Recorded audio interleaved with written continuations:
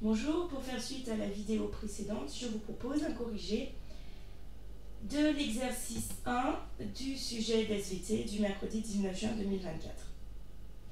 Avant de commencer mes explications, je vous propose de jeter un petit coup d'œil à la grille d'évaluation. Donc cette grille d'évaluation, elle est sur 7 points et elle se divise en deux parties. La partie la plus intéressante pour vous, bien évidemment, est lorsque la construction est logique, c'est-à-dire que le candidat a compris le sujet. La partie en dessous, c'est lorsque le candidat n'a pas compris le sujet. Donc sa construction est non logique et dans ces cas-là, il ne peut pas dépasser 3. Autrement dit, il n'a pas la moyenne. Donc on part du principe que vous avez compris le sujet et que votre construction est donc logique. Donc on va s'intéresser à cette partie-là de la grille d'évaluation. Donc elle se divise en deux parties, soit tout est traité, les connaissances sont complètes, exactes, et il y a au moins un argument exact et pertinent. On reviendra sur ce que c'est qu'un argument. Dans ces cas-là, la grille est entre 7 et 6, et ce qui permet de discriminer les points, c'est la qualité de l'exposé, autrement dit la syntaxe et l'orthographe. Donc il faut faire un petit peu attention à ce qu'on écrit. Mais aussi la présentation, ce qui veut dire qu'il est absolument impératif de faire un effort d'écriture, de ne pas écrire comme un chacal, de sauter des lignes, d'écrire des titres, bref, de faciliter la lecture de l'exposé. La deuxième partie, ici entre 5 et 4, eh bien, c'est lorsque vos connaissances sont suffisantes et qu'il y a un argument, mais que vous avez oublié quelque chose dans l'exposé, donc c'est ce qu'on appelle les idées clés incomplètes. Mais attention, si vous n'avez pas présenté d'argument, alors, dans tous les cas, même si vous avez toutes les idées clés, même si vos connaissances sont absolument complètes, vous ne pouvez pas dépasser 5, et ce, à la condition que votre exposé soit bien écrit, propre et sans trop de fautes d'orthographe. Donc voyons un peu le sujet qui est tombé le 19 juin. Donc il concernait les pigments des plantes à fleurs. Donc comme d'habitude, quand je l'explique dans mes vidéos de méthodologie, il faut absolument prendre un temps de réflexion et décortiquer l'introduction et la question. Donc le sujet parle des pigments. Des pigments chez les végétaux chlorophylliens, donc des pigments dans les feuilles, autrement dit la chlorophylle, et les pigments dans les fleurs et les fruits, c'est-à-dire les anthocyanes, les caroténoïdes et les xanthophiles. Lorsque j'étudie la question, je vois que le premier verbe, c'est montrer. Autrement dit, il va falloir apporter des arguments de preuve qui répondent à la question posée. Et on me demande donc d'apporter des preuves que les pigments interviennent dans le métabolisme. Alors, de quoi on parle quand on parle du métabolisme dans la plante? Eh bien, c'est la photosynthèse, mais aussi toutes les autres réactions du métabolisme, donc les synthèses, les réactions enzymatiques, etc. Et cette question, elle est en deux parties, puisqu'il faut aussi montrer que les pigments interviennent dans la reproduction des plantes à fleurs.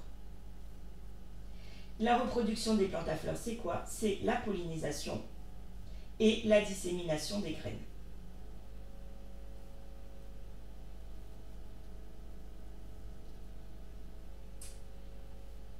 Donc à partir de là, puisque maintenant le sujet est compris, on va écrire la problématique, c'est-à-dire réécrire la question de façon à montrer qu'on a compris le sujet et qu'on sait ce que l'on cherche à démontrer.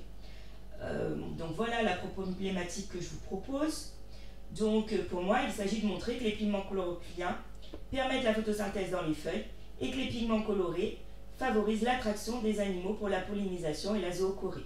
Donc vous voyez qu'en plus, j'ai casé un mot scientifique qui me permet de montrer que j'ai compris de quoi je parle. Donc lorsqu'on a posé sa problématique, eh bien, il va s'agir de construire son plan. Donc là, le sujet était classique, donc le plan était sans réelle difficulté. Donc un grand 1 avec les pigments chlorophylliens dans la photosynthèse et un grand 2 avec les autres pigments colorés dans la reproduction des plantes à fleurs. Et tout de suite, pendant qu'on construit son plan, c'est là qu'il faut réfléchir aux arguments, puisqu'il ne faut pas les oublier. Vous avez vu à quel point ils sont importants si on veut espérer une note maximum. Alors dans les pigments chlorophylliens, les arguments que l'on pouvait proposer, donc ce sont des expériences, des observations, voire des schémas, mais je reviendrai sur les schémas à la fin, car c'est tout à fait particulier. Donc j'ai réfléchi aux expériences que vous pouvez avoir réalisées en classe, et une que je pense que vous avez toutes faites, c'est la chromatographie d'extrait de feuilles. Donc où on broie des feuilles, on récupère un filtrat, on le place à la chromatographie et on obtient une séparation des différents pigments sur le papier de chromatographie. Avec cette expérience, on met donc en évidence que la plante contient des pigments, enfin que les feuilles, contiennent différents pigments.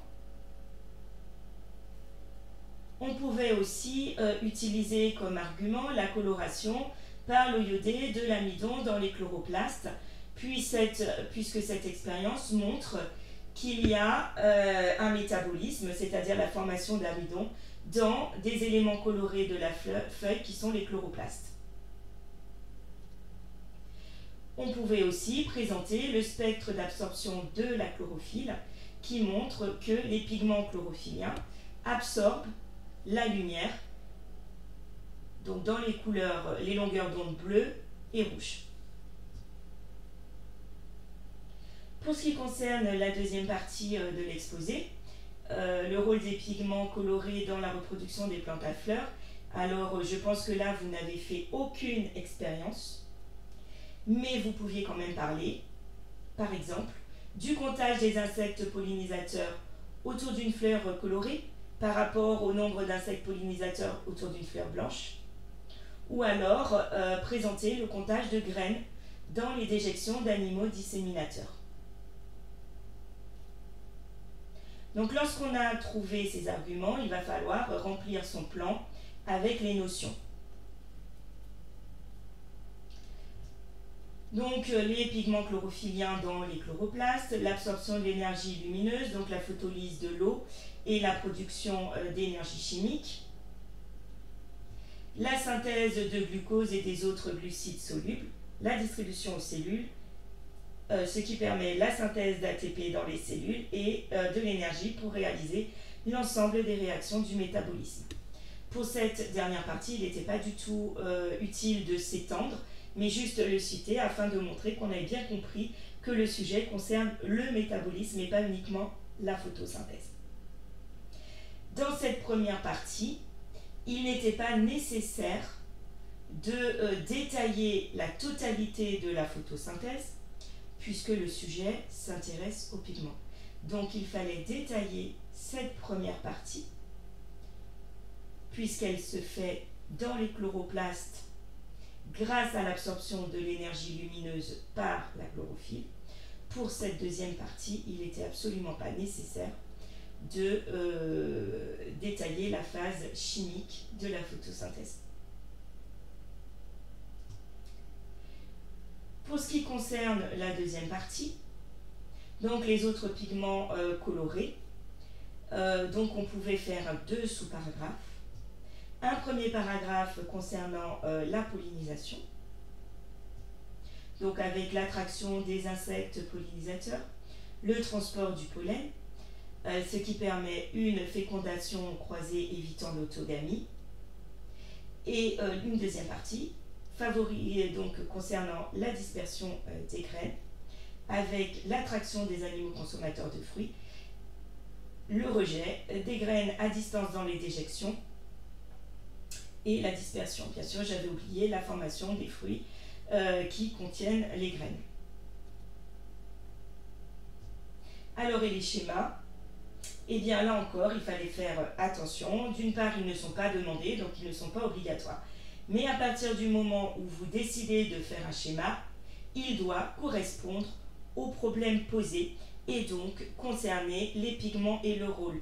Autrement dit, un schéma d'une fleur, même magnifique, avec sa structure complète, à partir du moment où il n'y a pas d'insectes pollinisateurs, ça ne sert à rien. Un schéma de la photosynthèse dans les thylakoïdes, etc.